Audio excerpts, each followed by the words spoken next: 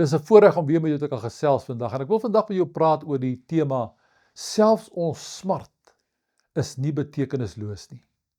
In 2 Korintiërs 12 vers 7 sê Paulus hierdie woorde. Hy sê daarom sodat ek nie hoogmoedig moet word nie, is aan my 'n doring in die vlees gegee, 'n boodskapper van Satan om my te kastei. Hierdie doring in die vlees wat Paulus aan die kastyding deur 'n boodskapper van Satan toeskryf, het te maak met die misterie van die werk van Satan in die gelowige se lewe.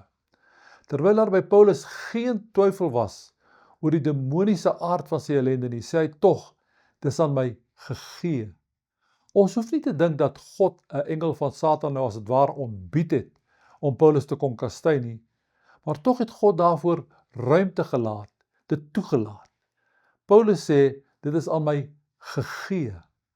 Wat Satan alleenlik tot Paulus se onheil bedoel het, gebruik God egter om sy groter plan en doel in en deur Paulus se lewe te bereik. Uiteindelik gaan dit nie oor wat vir Paulus die gemaklikste is nie, maar wat die beste is vir God se koninkryk. Ons moet altyd onthou dat God se plan vir ons lewe deel vorm van sy groter plan vir sy koninkryk. Sy plan vir my staan nie geïsoleerd daarvan nie. God se doel met hierdie doring in die vlees was om te voorkom dat Paulus onregmatig sou roem. Vir Paulus was hier geen toeval nie.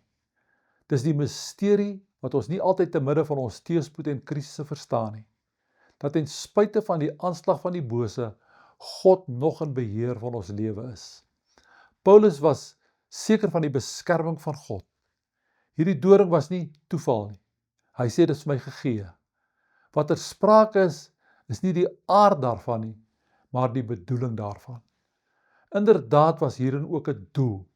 Dit het Paulus meer afhanklik van God gemaak en daarom kon die Here hom meer gebruik.